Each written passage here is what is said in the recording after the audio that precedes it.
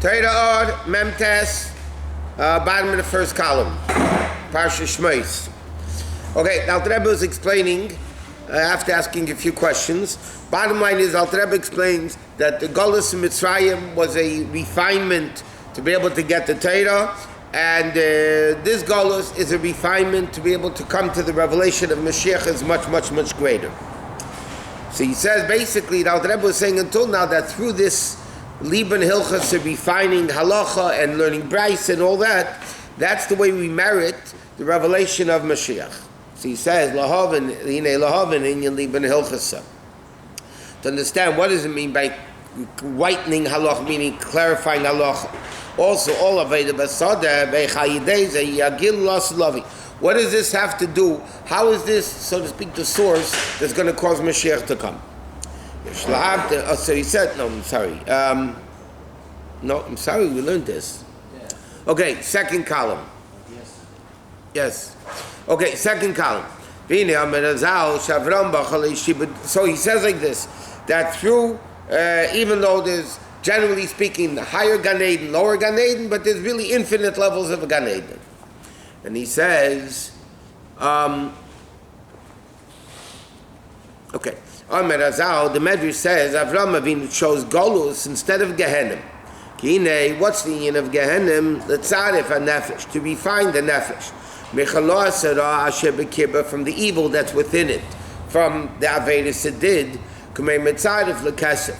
Like you refine when you mine silver, so the process, you get rid of the junk and you have the pure silver. Shapsei levasigen nisrafim teichakur, that the junk gets burned within the pot, whatever. And then the silver remains pure. In order for the nefesh to get this revelation from above.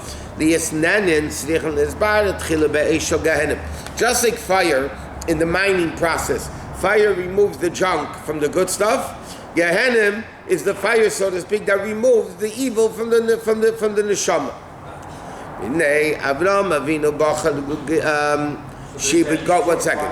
But Avraham Avinu, instead of choosing Gehenim, he chose Golus, which is also Tziruf L'Nefesh, which is also refinement of the soul. Because like he said, from the iron combs of Egypt, the Golus Adam is also called Kur Eini. Okay, so bottom line is, Golus refines, Gehenim refines. And therefore, in order for Neshama to go into Gan Eden, either needs Golus or Gehenim and so on. So he says, though, the problem is, the problem is, the Neshama, even out of the body, is still a limited being. Which is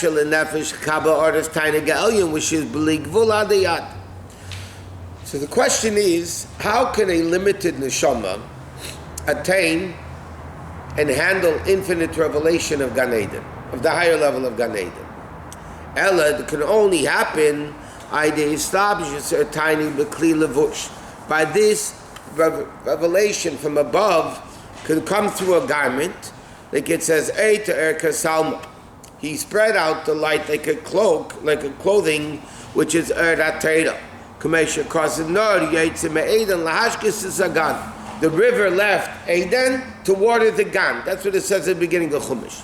Ki Eden is Makar HaTainugim. And he says, in other words, like this. Now we have what's called Gan Eden. At the beginning of creation, it says, in the pasuk, Mamash, before Adam and Rishon was created, a river came out from Eden to water the Gan. Okay, like Rashi says, there's Eden. Clearly, you see in the Chumash, the river went out of Eden to water the Gan. Now, Eden is Adin, it means pleasures, enjoyment. Eden v'tainuk. Gan is 53, which refers to the 53 Sedris in Torah. It's 53 Parshias, or Sedris really. So it says, Eden is Makar Tanuk, nor Yetzim Eden. Lahashkis is a Gan, which is Gan Sedorim Deiraisa. The 53 Sedris in Torah, Kiraisim in Chochma Nafkis. Because Torah comes in the level of Chochma. And therefore Chochma is the level of Bittul. Like we learned. Koyach Ma, it's nothingness. Therefore, the vessel for the infinite revelation of Hashem is only bittul. If you are something, you can't receive everything. You can't receive. When you're nothing, I just saw this morning, in fact, I heard it, that in order to do everything, you have to realize you didn't do anything. In other words, by realizing you didn't do it, it's not you. It's bittul, so then you have this infinite revelation of Hashem. So therefore, if Torah is the level of Chochmah of Hashem, and Torah is bittul, so then the infinite revelation of Hashem could come into Chochmah. And therefore, what's the garment for the neshama in Gan Eden to be able to handle this strong sunshine, so to speak, this infinite revelation of Hashem, is the Torah that it does. So how's that Eden? Huh? How's that Eden? No, Eden refers to the infinite revelation of Hashem. Oh, Eden is Pleasure. That's a ray, still a ray, or is a... Yeah. Is there a relationship between Chokhmah and Bittul? It is the same thing. Same. Chokhmah, if you switch the Koach Ma, it's a power of nothing. Chokhmah is a spark. You get an initial flash. There's no depth, width, length, nothing. El b'chochem koach ma b'chinas bittul v'nachnu ma l'chein al yidei ha'teira tuchal neshama lahasik shmei hagadol. So therefore, the Alter Rebbe is explaining. The Alter Rebbe is asking a very simple question: how is a limited neshama able to handle infinite God? And the answer is Torah is a level of bittul. Torah is the infinite God. So when a person learns Torah, that is the vessel, the garment, for them to be able to handle this infinite thing. Because the whole Torah, the Medrash says, is the names of Hashem. So therefore, when a person learns Torah, that is the food of the neshama in Gan Eden to be able to handle this infinite revelation. This is what Chazal say, Shishim Heima Malchus, which are the 60 tractates, Ushmein and Pilakshim, and the 80 concubines. Ela Abraises. Balamas say Mizpar Ela Halachas. Okay, there's a pasuk where Shlomo Melech says, Shishim Heima Malachim, there's 60 kings, there's 80 concubines, and there's Alamas, like young maiden, this is infinite.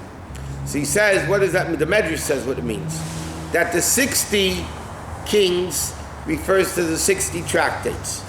The 80 concubines, which are not as important as the wife, that's the Braises, which were left out of the Mishnah. So that Rabbi took it from here. Which Rabbi? Yeah, he took the 72 virgins from us. No, it doesn't say 72. The Rabbi that allow people go to upstate New York and winter and get the concubine. First of all, Shechonah can say it doesn't apply concubines today. But according to most But opinions. he's not allowed.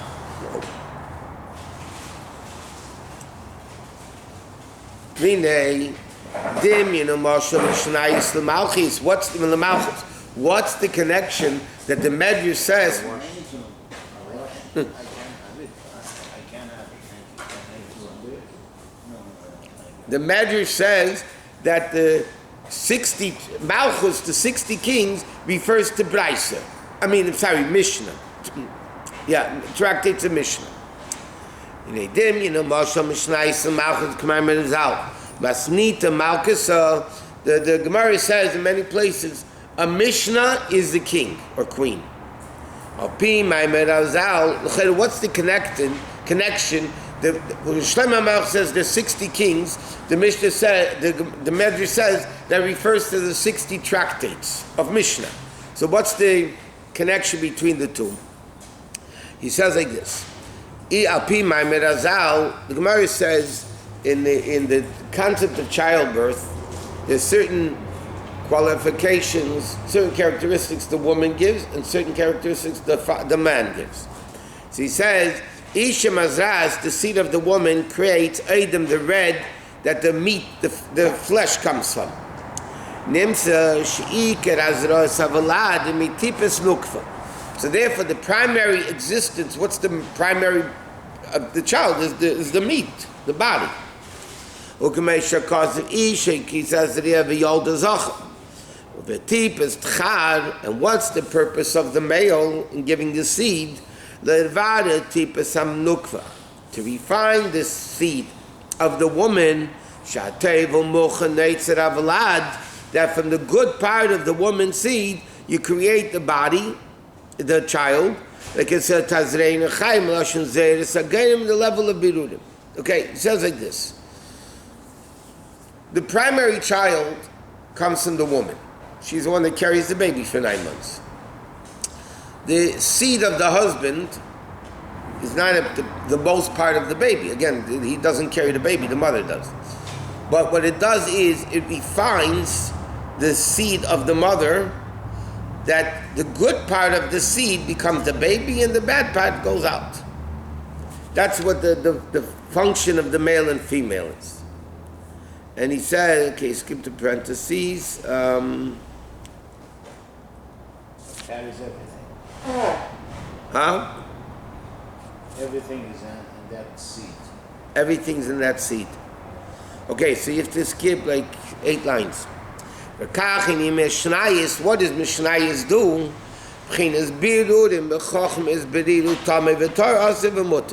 What does Mishnayis do?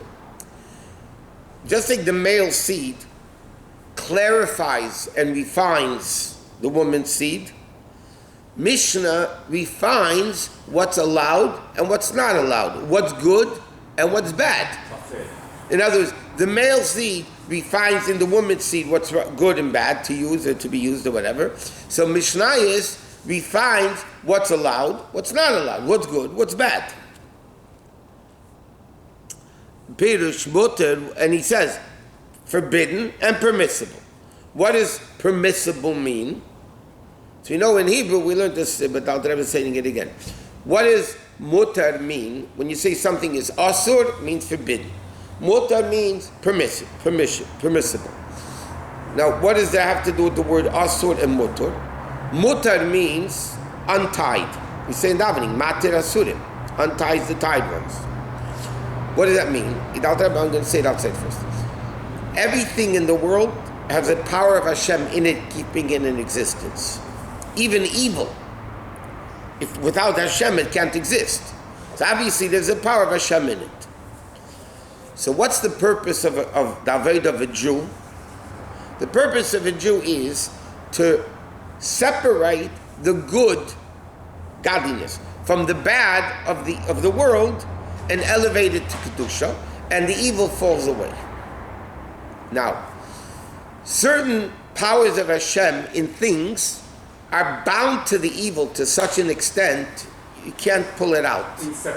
Inseparable. It's bound to it, and therefore you can't elevate it. That's why it's not kosher. Why isn't a pig kosher? Now, a pig definitely has a spark of Kedusha keeping in existence. If Hashem doesn't exist, it doesn't exist. So, but what's the point? The power of godliness that's in the pig is so bound to the evil, you could take it, make a brach on it, eat it, and learn and daven with the power of the pig you ate. Yeah? But the bottom line is, that spark of Kedusha never goes anywhere till Mashiach comes.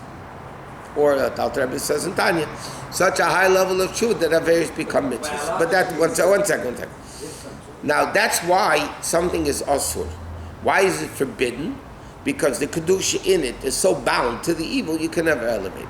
Mutar means permissible. Why is it permissible? Because the Kedusha that's in it is not bound to it. It's like loose. So therefore, when you utilize it for the right purpose, you take something kosher. An apple, okay, a herring, kosher herring. And the Kedusha in it is not bound to the... Now herring itself is klipas naga, klip, it's evil.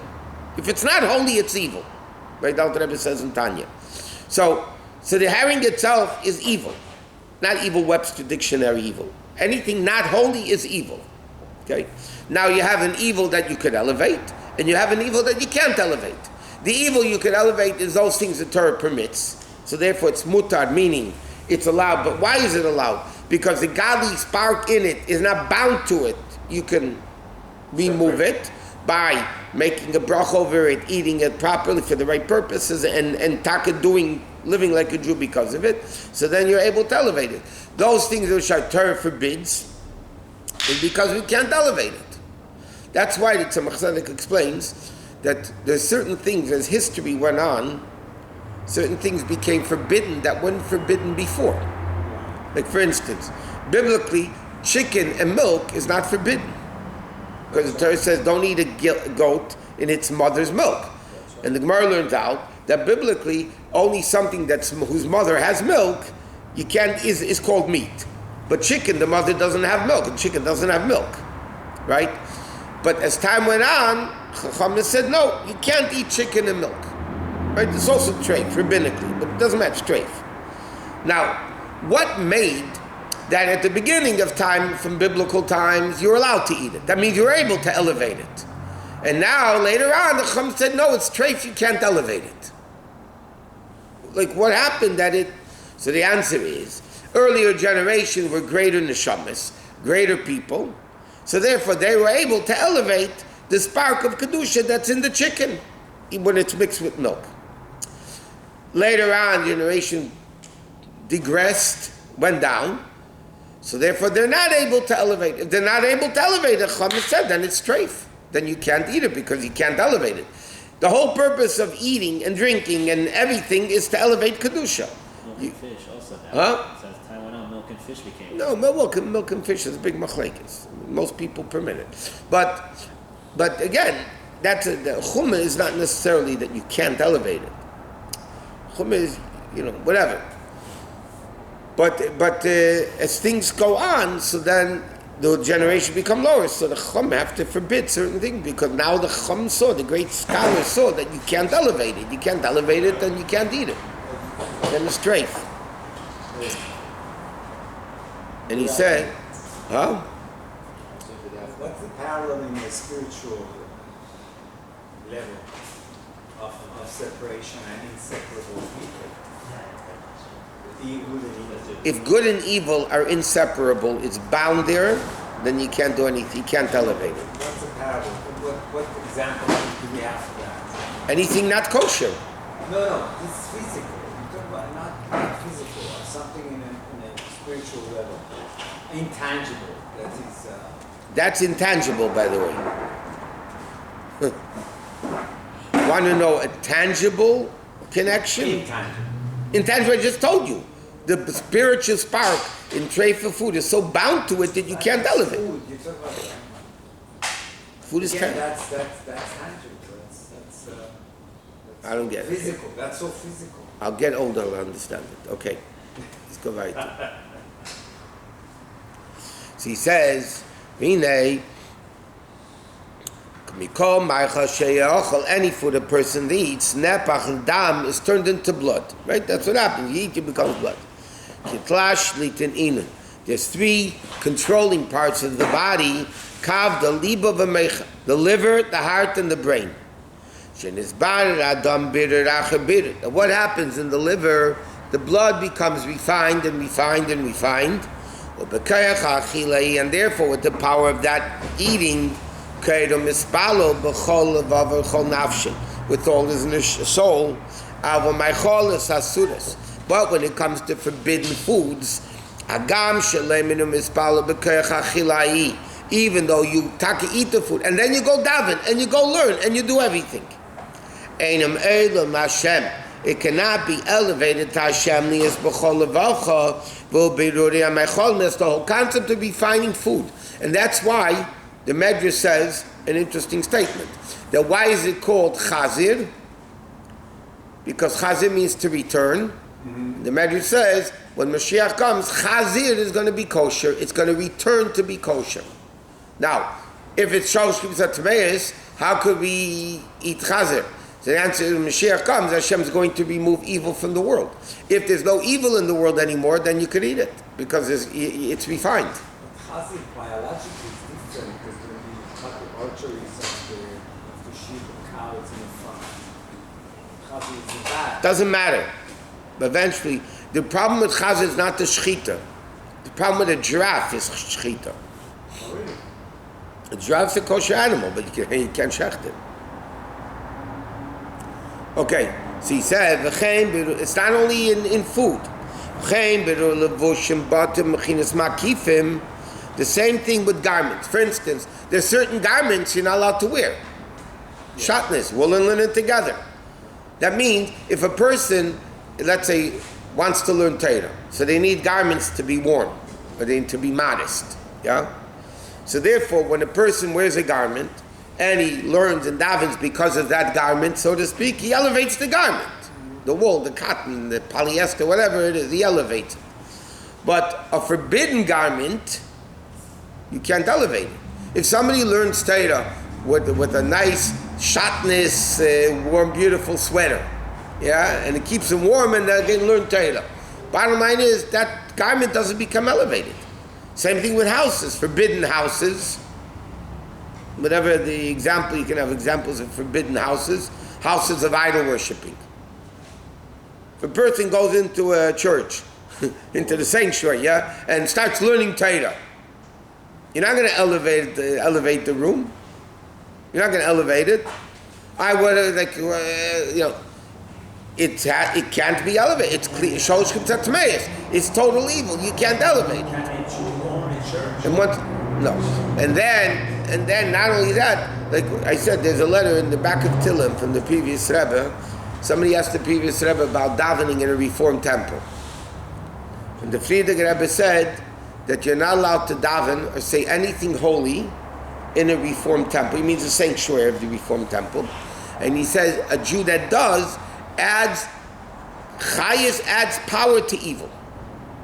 That means not only you're not elevating the place, but you're actually lowering Kedusha into more evil. So you have an example of houses, you have an example of garments, you have an example of food, or even, you can have a forbidden book, a book that's apicursis, against the godliness, against Yiddishkeit, against whatever. That paper cannot become elevated. That paper has to be thrown away. And therefore the Gemara says, if an apicursis, a person who doesn't believe in God, writes a Sefer Torah, there's no Kedusha in that Sefer Torah whatsoever, and you throw it out in the garbage. That's the halacha. Sefer Torah shekosiv min, Sefer Torah that an apicursis wrote, you have to throw it mamish into the garbage. There's no holiness whatsoever. What about if you're dealing with Keruv and you want to be equipped and answer people who have questions, and you read the... You're not allowed. Only unique individuals that are given permission from holy tzaddikim. Writing and music. Because I'll tell you why. Well, let me tell you why. Who says it's not coming from the Exile? Say, you know what? You should learn other religions because then you'll be able to answer people's questions. Right. Maybe it's coming from the Exile to entice you to learn in a holy way against Yiddishkeit. You don't know that. Torah says you're not allowed to read it. You're not allowed to read it. So how can you then come and do Keruv? Trust me, you could do it plenty just with Torah. You don't need to read those books. You do it with Torah. Torah has everything in it. What if Abikuras write and music? And a male singer, or female, are we allowed to listen to it? If the music itself is not treifim music, then you'll be allowed to. But it still would impact the neshama. What's an example? This achid that we were talking about the other day, yes, I mean, we mentioned it again today, that he went, it's worth for the Rabbi of Rameir.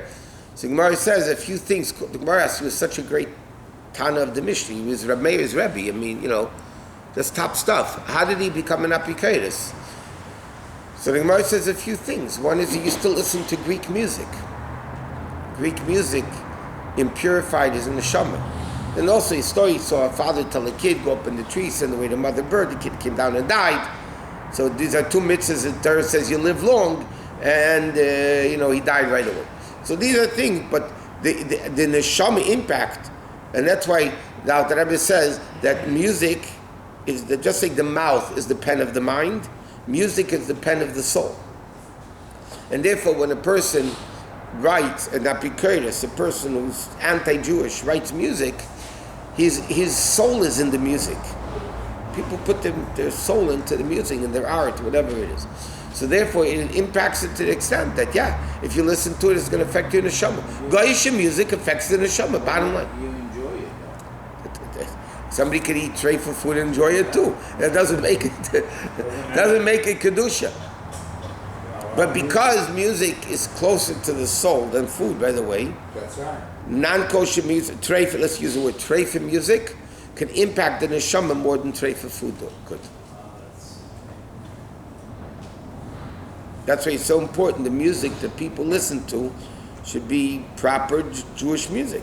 Because otherwise it impacts the neshama. Is there classic music that is classic? Classic music is debatable. But again, it's still not Jewish music. Yeah, why is classical music debatable if it's unkosher? I mean, for like volume. I don't know. Officially it's treif. Yeah, officially. Classic. Some people say this. Whatever. That's not the point. But